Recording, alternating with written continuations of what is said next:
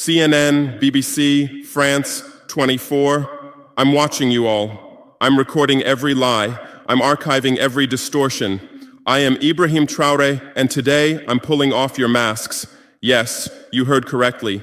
I, whom you call a young military junta leader, whom you brand as a dangerous radical, whom you serve up as an anti-Western dictator, am now telling you the truth. And this time you cannot turn off your microphones. This time you cannot turn away your cameras. This time your editors cannot cut this speech, because the world you monopolize no longer exists. Because millions will hear these words now, without passing through your filters, without being subjected to your distortions, without being muddied by your lies.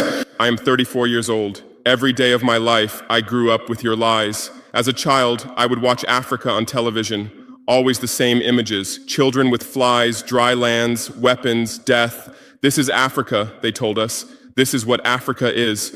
And we believed it. We were ashamed of ourselves. We were ashamed of our own lands, of our own people. But then I grew up. I read, I researched, I questioned, and I understood that the Africa you showed us wasn't real. The story you told us was a lie. The fate you imposed on us was a script you had written. For years, how have you portrayed Africa? How have you shown it? How have you sold it to your viewers? As if we were creatures who had no share of humanity, as if we were savages left outside of civilization, as if we were wretches waiting for you to save us. Every day, every hour, every minute, the same story plays on your screens. Hunger, war, disease, corruption, terror, chaos. These are the words that come to mind when Africa is mentioned. In your Africa dictionary, there are no other words. No hope, no success, no development, no resistance, no honor, no pride, no victory. So I ask you, New York Times, Washington Post, Guardian, Le Monde, have you ever made Africa's successes your headlines? How many times have you written about Rwanda's technology miracle? How many times have you shown Ethiopia's reforestation project? How many times have you praised Botswana's democratic success? How many times have you described Kenya's entrepreneurial ecosystem? No, because these don't fit your scenario. Your Africa cannot be successful. It cannot, because then how will you legitimize your exploitation? If it's not in need of help, how will you intervene? If it's not backward, how will you look down on it? Have you ever asked yourselves, has any editor sitting at their desk, any news director in a meeting, any columnist at their keyboard ever thought, why are the people of the world's richest lands poor? Here are the numbers for you, real numbers. Africa owns 70% of the world's cobalt reserves. Your cell phone, your computer, your electric car won't work without cobalt. This cobalt comes from Congo, but Congolese can't afford cell phones. Africa owns 90% of the world's platinum reserves. Catalytic converters, electronic devices, medical implants, they all need platinum. This platinum comes from South Africa, but South Africans are crushed by unemployment. Africa provides 30% of the world's gold production. Mali, Burkina Faso, Ghana, Tanzania. Gold flows like rivers from our lands. But our people swim in poverty. Africa supplies 65% of the world's diamond production. Botswana, Angola, Congo, Sierra Leone, billions of dollars worth of diamonds are extracted, but our miners live on $1 a day. Africa owns 35% of the world's uranium reserves. Niger, Namibia, South Africa. Nuclear plants run on our uranium. Paris lights burn with our uranium, but our villages have no electricity. And you still ask, why is Africa poor? No, the right question is, how was Africa kept poor while being so rich? Here's your answer. Colonialism didn't end. It changed shape. You used to come and occupy our lands. Now you come and establish companies. You used to take by force. Now you make agreements. You used to rule with the whip. Now you rule with credit. Let me give you concrete examples. With numbers, names, dates, but you'll never write about these. Glencore, Swiss-based mining giant, extracting cobalt in Congo. 2022 revenue, $256 billion.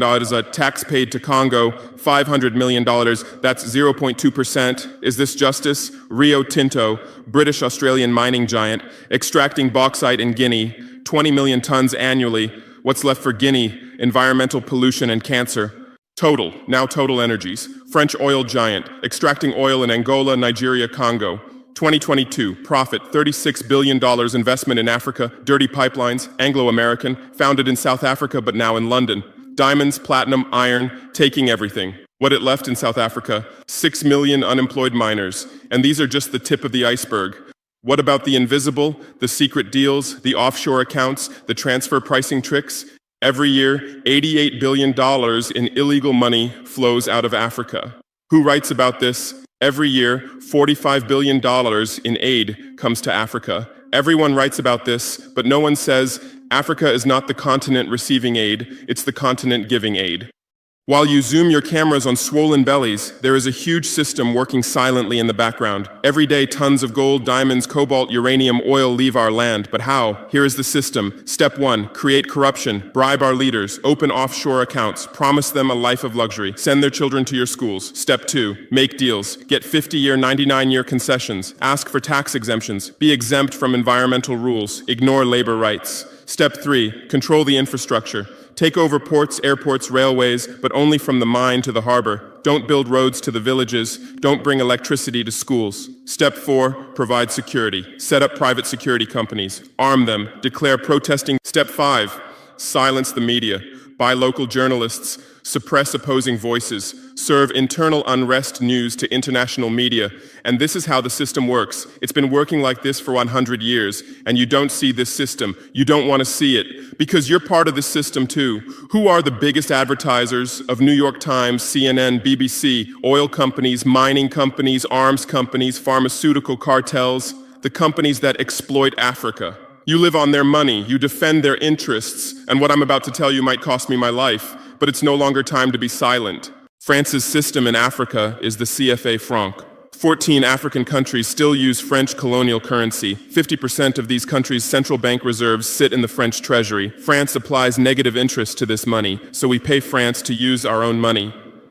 Through this system, France transfers $500 billion worth of resources from Africa every year. Does anyone write about this? No. But when France gives Africa 10 billion euros in aid, it makes headlines. Britain's system is more sophisticated. London is the world's money laundering center. City of London, offshore paradise. Every penny stolen from Africa passes through London. Jersey, Guernsey, Cayman Islands, Virgin Islands, all under British control. Africa's wealth hides there.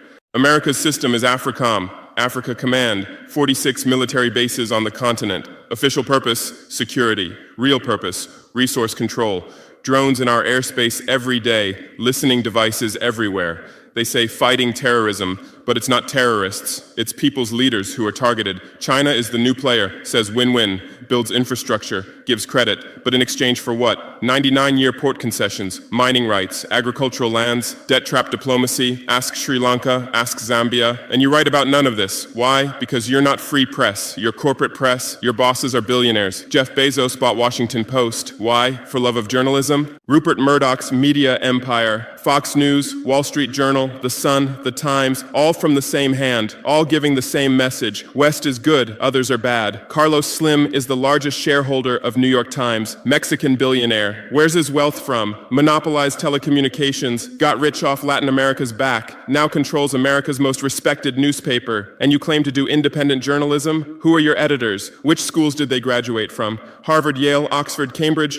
Always the same elite schools, always the same worldview, always the same prejudices. How are your reporters selected? How many languages does your Africa correspondent speak? French, English, that's all. Swahili, Hausa, Yoruba, Amharic, they don't know. They can't talk to the people. Your sources are always the same. Western diplomats, NGOs, experts, and then you come and lecture us. They killed Patrice Lumumba, January 12th, 1961. CIA agent Larry Devlin confessed. Belgian mercenaries executed. They dissolved his body in acid, took his teeth as souvenirs. In 2022, that tooth was returned from Belgium to his family after 61 years. And what did you say then? Chaos in Congo. You didn't ask about the killers. You didn't investigate CIA documents. You didn't write about Belgium's crime. They killed Thomas Sankara, October 15th, 1987. My hero, Africa's hope. Vaccinated 2.5 million children against measles and meningitis, planted 10 million trees, raised literacy rate from 13% to 73%, gave equal rights to women, banned FGM, ended corruption, sold Mercedes cars, used Renault 5, rejected IMF and World Bank. And most importantly, he said, we will not pay Africa's debts. We didn't make those debts. The puppets before us made them on behalf of colonizers. That's when he had to be killed, and they killed him. Who killed him? His best friend, Blaise Compaoré. With whose support? France. Want proof? Look at the Focart archives. Jacques Faucard, France's Africa Affairs advisor. Everything is written there. And what did you say? Military coup in Burkina Faso. You didn't write about Sankara's dreams. You didn't tell about his projects. You didn't show his successes. You just said, another dictator died, Muammar Gaddafi. Yes, he was a dictator. Yes, he was ruthless.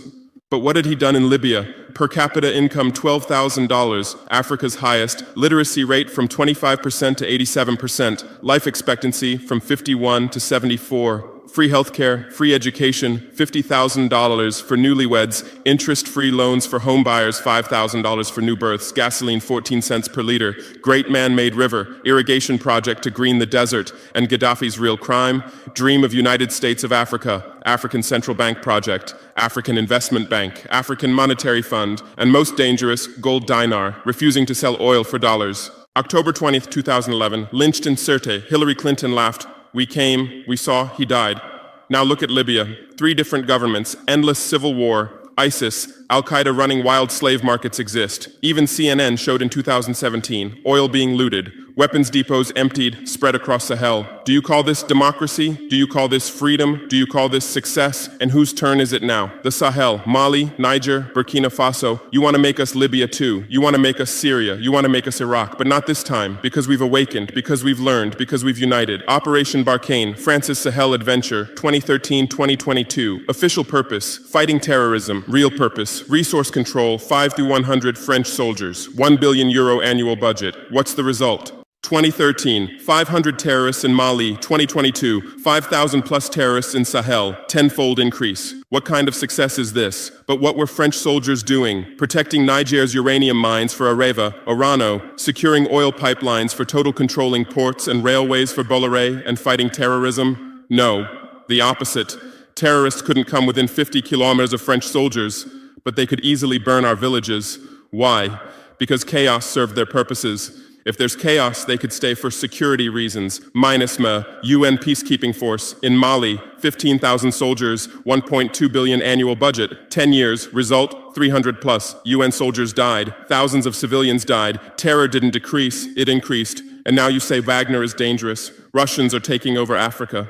Wagner came, 1,000 soldiers. What happened in 6 months? Terrorists fled, villages are safe, mines are working, people are at peace. What's the difference? Wagner is an ally we invited. France is an occupier who came by force. Wagner follows the agreement. France blackmails, Wagner brings results. France produces excuses, but you don't write the truth. You say Russian mercenaries. Well, what is French Légion étrangère? Aren't they mercenaries? What is American Blackwater Academy? What is British G4S? What is Israeli Black Cube? They are security companies. Wagner is a threat. Why? Because Wagner isn't yours. And the terrorism issue?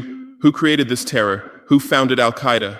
1980s, Afghanistan, CIA, Pakistan ISI, Saudi money, against Soviets. Bin Laden was CIA's man. You called them freedom fighters. Who supported Taliban? Again, you.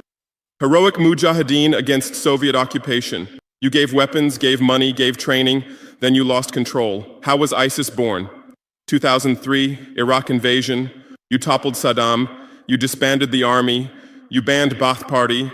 You tortured in Abu Ghraib, and those people became ISIS. Then Syria. You said Assad must go. You said moderate rebels. You gave weapons. Those weapons went to ISIS, went to al-Nusra. You destroyed Libya. Who looted Gaddafi's weapon depots? Where did those weapons go? To Mali, to Niger, to Burkina Faso, to Nigeria, to Chad?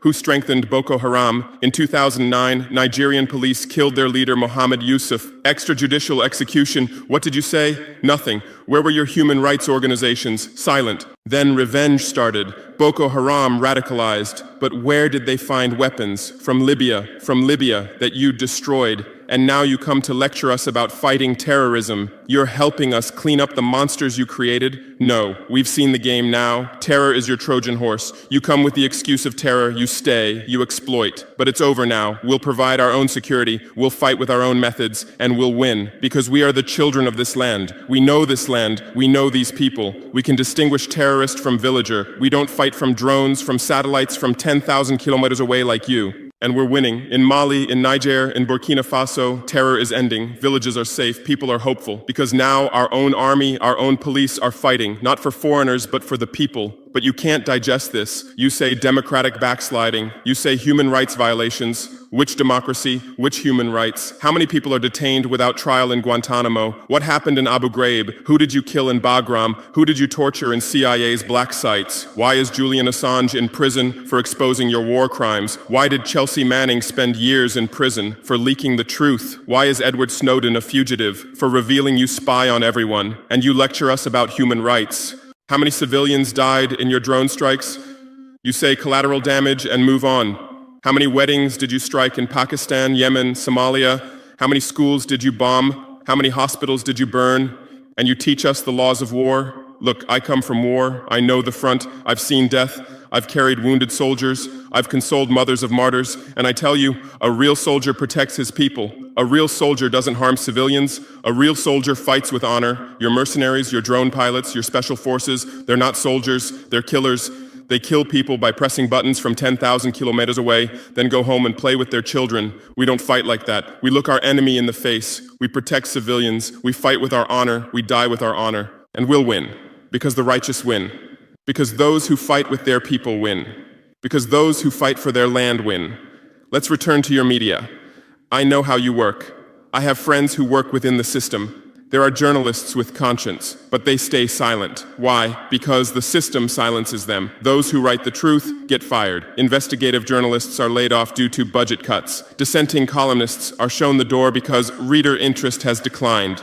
And what replaces them? Experts from think tanks, NGOs, universities, all saying the same thing, all defending the same thesis. West is good, Africa is bad. So who are these experts? Where do they get their funding? National Endowment for Democracy, NED, American democracy exporter, CIA's legal arm, has fingers everywhere, funds opposition, directs media, creates civil society. Open Society Foundations, George Soros's organization, says open society, but open for whom? Open to what? Open to exploitation, open to intervention, open to manipulation. Ford Foundation, Rockefeller Foundation, Bill and Melinda Gates Foundation, all in Africa, doing aid. But what do they get in return? Control, data, influence. And your media is their trumpet. You headline, Gates is saving Africa. But you don't say, how many African children were paralyzed by Gates's vaccine trials? How many farmers committed suicide because of Monsanto seeds? You're masters at storytelling, but always the same story. White savior. Remember Live Aid? 1985. We Are the World, charity concert for Africa, millions raised. What came to Africa? Corruption increased, dependency increased, but it was a great story for you. Bob Geldof became a hero. Musicians looked conscientious. Viewers felt good about themselves. Africa remained hungry. Remember Kony 2012? Viral video. Stop Joseph Kony. 100 million views. Result? Kony is still free, but the video maker got rich. Invisible Children organization collected millions. What came to Uganda? American soldiers. And you present these as success stories. Angelina Jolie, Madonna, Bono, all Africa volunteers. They come, take photos, adopt children, leave. And you say, interest in Africa increased. What interest? Whose interest? Interest for what? Madonna adopted from Malawi. You made headlines. But 100 children die from malaria every day in Malawi. You didn't write that. Because that news doesn't sell, Bono became Africa's spokesperson, raised billions with U2 concerts, but moved his company to Netherlands to avoid taxes. Money stolen from Africa also passes through Netherlands. Did you write about this? George Clooney campaigned for Darfur, said save Darfur. Result? Sudan split. Oil remained in South Sudan. South Sudan is now in civil war. Who's getting the oil? Take a guess. And you always present these as humanitarian aid. But these are imperialism's soft face. These are exploitation's PR. Let me give you real numbers. Every year, 134 billion in aid and investment comes to Africa. Every year, 192 billion in resources leave Africa, net loss, $58 billion every year. But you only write about the incoming $134 billion. You don't write about the outgoing $192 billion. Why? Because then people will ask, why does Africa need aid? Illicit financial flows, 88.6 billion year multinational corporations profit transfers, 48.2 billion year debt interest, 17 billion year brain drain cost, 13.8 billion year climate change cost, 10.6 billion year illegal logging, 17 billion year illegal fishing, 1.3 billion year total, 192 plus billion dollars every year. This much resource leaves Africa every year. But what are your headlines? EU announces 20 billion euro aid package for Africa. China gives Africa $60 billion in credit. America grants Africa $8 billion. People read these and think how generous they are, how charitable, how ungrateful Africa is. But the truth is the opposite. Africa is financing your standard of living. Africa is subsidizing your prosperity. Africa is making your technology possible. The cobalt in your iPhone from Congo, the lithium in your Tesla from Zimbabwe, the tantalum in your computer from Rwanda, your jewelry from Botswana, your chocolate from Ivory Coast, your coffee from Ethiopia, your oil from Nigeria, your uranium from Niger. And what do we get in return? Debt, poverty, humiliation, but enough. This game will end now because we've awakened. Our youth are sharing the truth on social media. Bar France out hashtag used 100 million times. Africa is bleeding 50 million. On Stop Exploiting Africa, 75 million. And what are you doing? You say Russian bots. You say Chinese propaganda. You say disinformation. No, these are real voices of real Africans. This is real anger. This is real awakening.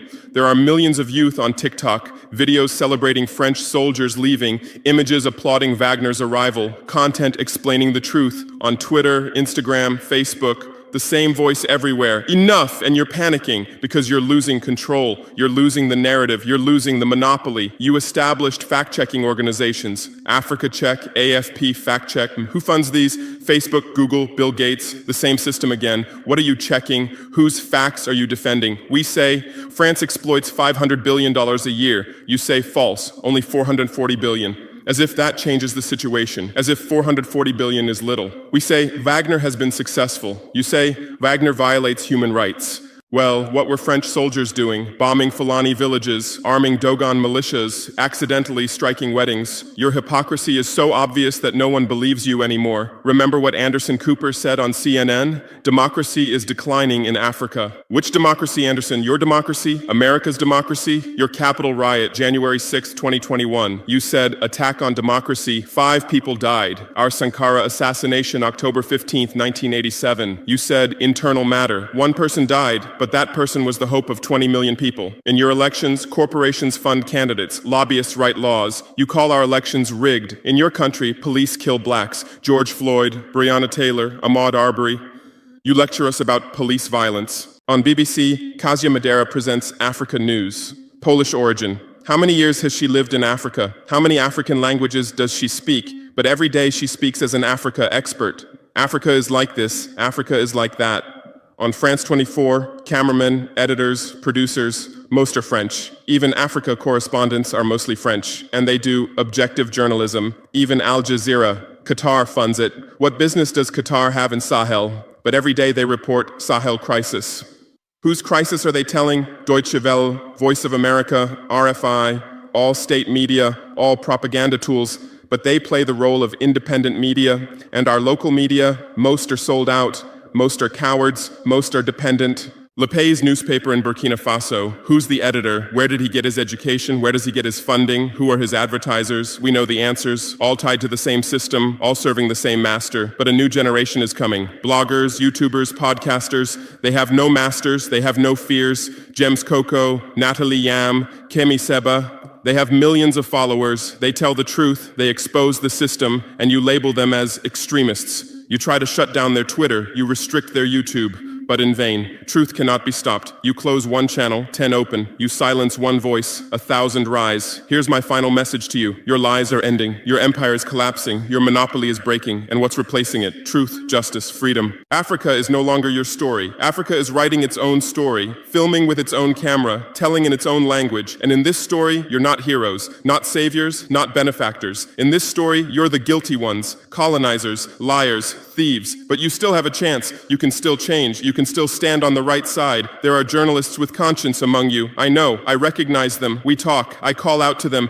Gather your courage. Write the truth. Rebel against the system. You might get fired. You might become unemployed. You might be threatened. But you'll be on the right side of history. You'll look at your children's faces without shame. Your conscience will sleep peacefully. And Africa won't forget you. Africa remembers its friends and its enemies. Be like Edward Snowden, be like Julian Assange, be like Daniel Ellsberg. Stand with the truth, or continue with your lies, continue with your blindness, continue with your complicity, but know that your end is coming. Your viewers are decreasing, your credibility is eroding, your power is depleting. The new generation doesn't believe you, the new generation doesn't listen to you, the new generation rejects you, and that new generation in Africa is 600 million people, 60% under 25 years old, educated, connected, angry. They are my army, they are my weapon, they are my victory, and with them we're building a new world, a world without lies, without exploitation, without humiliation. In this world, Africa will be free, Africa will be strong, Africa will be a leader. And you'll remain just as a bad memory, a shameful footnote, a cautionary example.